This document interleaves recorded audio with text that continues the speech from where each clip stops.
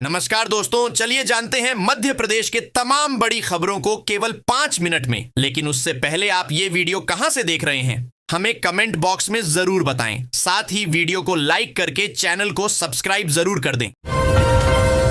ग्वालियर अपर collector Kumar सत्यम ने 70+ आयु के आयुष्मान कार्ड का लक्ष्य 100% करने को कहा है। स्वास्थ्य विभाग के अधिकारियों और फील्ड कर्मियों के अनुसार कार्ड बनाने की प्रक्रिया में सबसे बड़ी रुकावट आधार कार्ड का डेटा मिसमैच है। अचानक बरसते तापमान का सबसे नकारात्मक असर रब्बी सीजन की गेहूं की फसल पर पड़ता दिखाई दे रहा है। कृषि वैज्ञानिकों के मुताबिक यदि गर्मी इसी तरह बरती रही तो गेहूं के उत्पादन में गिरावट आ सकती है। गेहूं की फसल के लिए इस समय हल्की ठंडक की जरूरत होती है ताकि दाना धीरे धीरे और पूरी तरह विकसित हो सके। मध्य प्रदेश विधानसभा का बजट सत्र मध्य प्रदेश बजट 2026 से 27 सोमवार को शुरू होते ही हंगामे की भेंट चढ़ गया।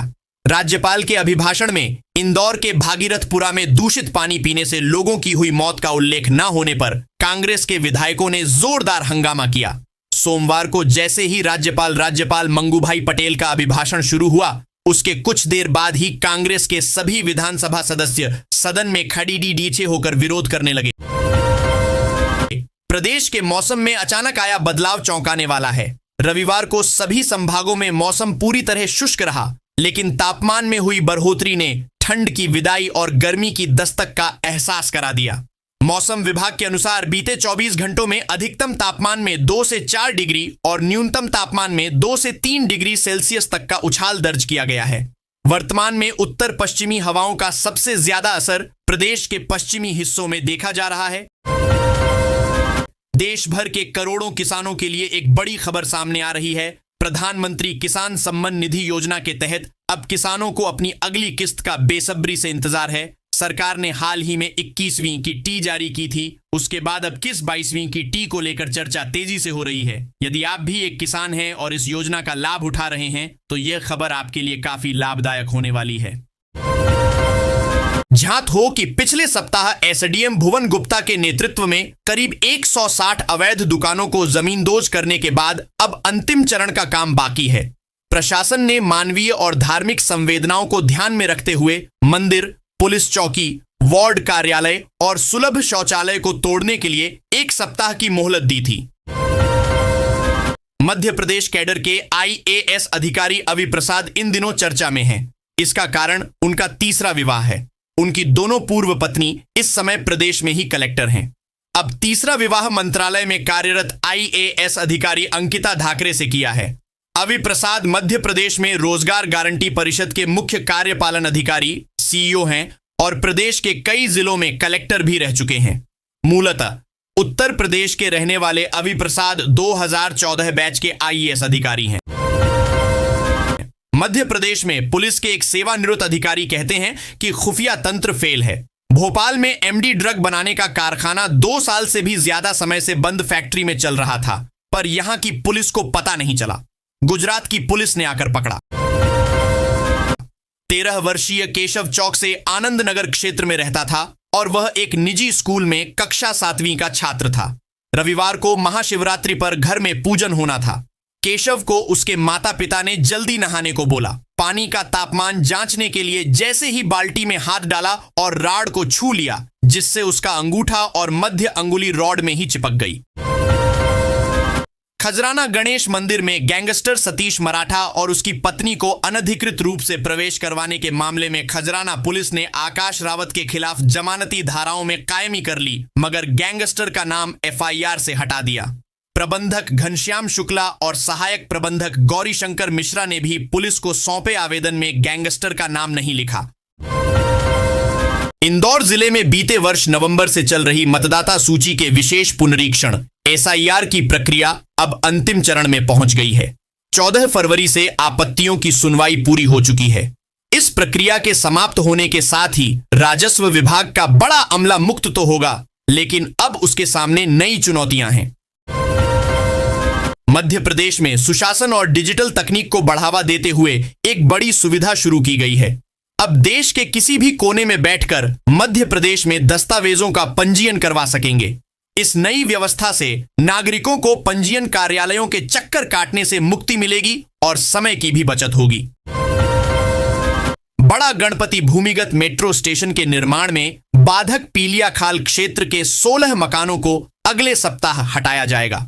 मेट्रो प्रबंधन द्वारा अभी यहां रहने वाले लोगों को रंगवासा क्षेत्र में प्रधानमंत्री आवास योजना के तहत बने ताप्ती परिसर के फ्लैट में शिफ्ट करने का प्रस्ताव जिला प्रशासन को दिया है।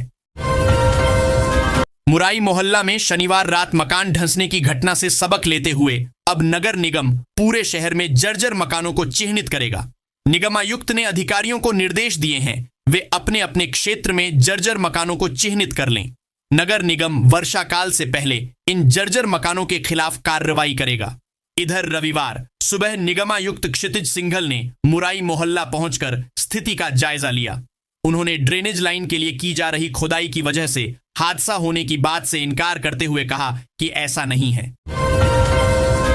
नई दुनिया के एंटीबायोटिक्स के बढ़ते दुरुपयोग को लेकर आयोजित कार्यक्रमों की श्रृंखला में विवेचना रंगमंडल के कलाकारों ने नुक्कड़ नाटक के माध्यम से रविवार को जबलपुर के आमजन को जागरूक करने का प्रयास किया। नुक्कड़ नाटक में विवेचना के कलाकारों ने अपने जोशीले संवाद से मंचन को यादगार बनाने का प्रयास किया। जबलपुर की गन कैरेज फैक्ट्री जीसीएफ में बनी धनुष तोप ऑपरेशन सिंदूर में ढाक जमाने के बाद की मांग बढ़ी है। रक्षा उत्पादन में नए सिरे से कार्य करते हुए निर्माणी 6 माह के छोटे से समय में 100 धनुष तोप का नया आधुनिक माउंटेन गन सिस्टम बनाएगा। यह तोप अभी 38 किलोमीटर तक मार करने में सक्षम है। इसमें 52 कैलिबर का उपयोग किया गया है।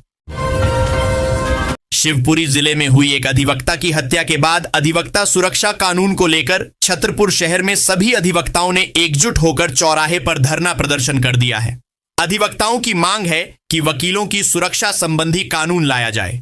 शहर के अधिवक्ता उस समय भड़क गए जब वह अपनी मांगों को लेकर कलेक्टर पार्थ जायसवाल को झापन देने पहुंचे थे, लेकिन जब अधिवक्ताओं का झापन नहीं लिया गया तो सभी अधिवक्ता भड़क गए। शहर को ट्रैफिक जाम से स्थायी राहत देने के लिए स्वर्ण रेखा नदी पर बन रही 14.2 किलोमीटर लंबी एलिवेटेड रोड परियोजना का काम फिर शुरू तो हुआ है, लेकिन बाधाएं अब भी खत्म नहीं हुई। प्रथम चरण में लूप निर्माण दोबारा चालू किया गया है, लेकिन पड़ाव स्थित गंगादास की शाला के पास 28 भवन और खाली प्लॉट अभी भी अतिक्रमण के रूप में रुकावट बने हुए हैं। भोपाल जिले में अब जनगणना 2027 की हलचल तेज हो गई है।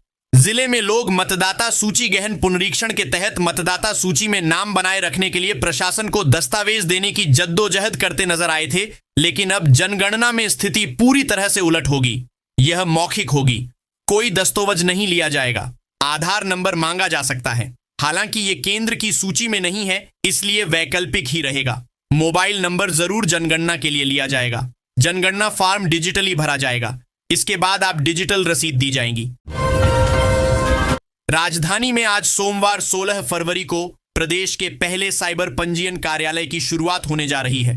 मुख्यमंत्री डॉक्टर मोहन यादव, सीएम मोहन यादव इसका शुभारंभ करेंगे, जबकि उप मुख्यमंत्री जगदीश देवड़ा भी कार्यक्रम में मौजूद रहेंगे। सरकार का दावा है कि इससे रजिस्ट्री की प्रक्रिया पहले से कहीं ज्यादा आसान और पारदर्शी होगी। नगर निगम में जल्द ही 12 एल्डरमैन नियुक्त करने की तैयारी है। कई दावेदार विधायकों के जरिए एल्डरमैन बनने के प्रयास में हैं, तो कुछ संगठन के जरिए आगे बढ़ रहे हैं। 12 पदों के लिए 50 से ज्यादा नेता कतार में है। निगम मंडलों के लिए भी दावेदारी की जा रही है। भाजपा की नगर कार्यकारिणी को घोषणा के बाद उभरे असंतोष व विरोध प्रदर्शन को ध्यान में रखते हुए संगठन में इस बार पूरी सावधानी रखते हुए नाम आगे बढ़ाने की प्रक्रिया चल रही है। मध्य प्रदेश में एक तरफ तो दिन में तीखी धूप और सर्द रातों का दौर जारी है, तो वहीं उत्तरी क्षेत्र में सक्रिय हो रहे नए पश्चिमी विक्षोभ के प्रभाव से प्रदेश के कई हिस्सों में अगले कुछ घंटों में हल्की से मध्यम बारिश के आसार जताए जा रहे हैं। भोपाल स्थित मौसम विभाग के अनुसार ग्वालियर चंबल के साथ साथ सागर और उज्जैन संभाग के जिलों में 18 और 19 फरवरी को बादल छाए रहने के साथ बारिश की संभावना बताई गई है। प्रदेश से हज यात्रा पर रवाना होने वालों की संख्या 2 गुना हो चुकी है। हज कमेटी ऑफ इंडिया द्वारा वेटिंग लिस्ट क्लियर किए जाने के बाद मध्य प्रदेश के 3085 अतिरिक्त आवेदकों का चयन पक्का हो गया है। इसके साथ प्रदेश से यात्रा पर जाने वालों की संख्या अब 8,000 हो चुकी है। यह संख्या अभी और भी बढ़ने की उम्मीद है। हज यात्रा के लिए प्रदेश से 10,000 लोगों ने आवेदन जमा किए थे। हज कोटे के आधार पर इनमें से 4,567 का चुनाव हुआ, बाकी वेटिंग सूची में शामिल हुए। दूसरे प्रदेशों में हज आवेदनों के मुकाबले कोटा अधिक रहा। मध्य प्रदेश के अशोकनगर जिले में सोमवार की दोपहर बीना कोटा रेलवे ट्रैक पर सिस्टम की खामी और बदइंतजामी की दोहरी मार यात्रियों पर पड्डी ढी। गुनहेरू बामोरी से पिपरई के बीच ट्रैक की चढ़ाई चढ़ते वक्त एक लोडेड मालगाड़ी का इंजन जवाब दे गया। नतीजा यह हुआ कि पीछे आ रही बीना ग्वालियर पैसेंजर ट्रेन को गुनहेरू बामोरी स्टेशन पर रोक दिया गया। करीब 1 घंटे 50 मिनट तक ट्रेन खड़ी ढी रही, लेकिन असली मुसीबत ट्रेन का रुकना नहीं बल्कि स्टेशन पर पानी का अकाल था। दोपहर की गर्मी में प्यास से परेशान यात्री प्लेटफॉर्म पर इधर उधर भटकते रहे, लेकिन प्यास बुझाने कोई इंतजाम नहीं। भोपाल शहर में राजा भोज इंटरनेशनल एयरपोर्ट एक्सटेंशन प्रोजेक्ट को केंद्र सरकार ने मंजूरी दे दी है। जल्द ही रनवे की लंबाई 3,416 मीटर तक बढ़ाई जाएगी। फिलहाल भोपाल एयरपोर्ट का रनवे 2,744 मीटर लंबा है और इस पर बोइंग 737 जैसे बड़े विमान आसानी से उतर सकते हैं। भविष्य में यहां बोइंग 777 जैसे विमान की लैंड सड़क आसान हो जाएगी। एयरपोर्ट अथॉरिटी ऑफ इंडिया का दावा है कि भोपाल एयरपोर्ट पर जल्द ही इंटरनेशनल कनेक्टिविटी की शुरुआत भी की जा रही है। सराफा बाजार में पिछले 17 दिनों ने जो मंजर दिखाया है, उसकी कल्पना शायद ही किसी ने 29 जनवरी के रिकॉर्ड स्तर पर की होगी। आसमान छूती कीमतों के बीच महज 2.25 हफ्ते में चांदी 37.65% लुढ़क कर अर्श से फर्श पर आ गई है, तो सोना भी 15.18% की बड़ी गिरावट के साथ 28,000 प्रति 10 ग्राम सस्ता हो चुका है।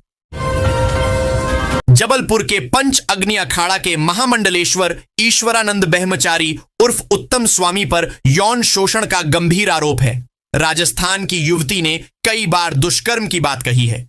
गिरफ्तारी के भय से उत्तम अंडरग्राउंड हो गए। जबलपुर में भेड़ाघाट के सहजपुर स्थित आश्रम में 9 से 15 फरवरी तक भागवत कथा का आयोजन था।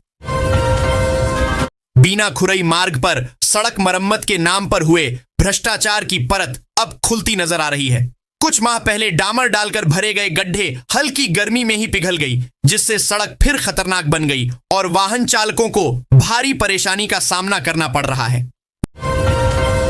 जिले स्थित बागेश्वर धाम में शनिवार सुबह परिक्रमा के दौरान एक 22 वर्षीय युवक की अचानक तबीयत बिगड़ने से मौत हो गई। मृतक की पहचान उत्तर प्रदेश के फतेहपुर जिले के मदरियापुर गांव निवासी रामानंद के रूप में हुई है। घटना सुबह करीब 11 बजे की बताई जा रही है।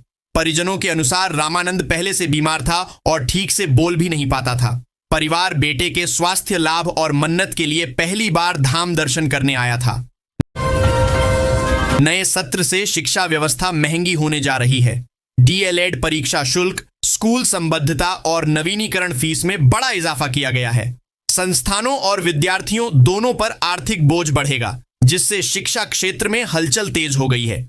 आगामी शैक्षणिक सत्र 2026 से 27 से हाई स्कूल और हायर सेकेंडरी की परीक्षा फीस में बढ़ोतरी की जाएगी। माध्यमिक शिक्षा मंडल ने इस संबंध में आदेश जारी कर दिया है। नए आदेश के अनुसार नियमित विद्यार्थियों को अब 1,500 रुपए और स्वाध्यायी विद्यार्थियों को 1,600 रुपए परीक्षा शुल्क के रूप में जमा करने होंगे। इसके साथ ही नामांकन शुल्क भी बढ़ाकर 500 रुपए कर दिया गया है। यह नई दरें अगले सत्र से प्रभावी होंगी।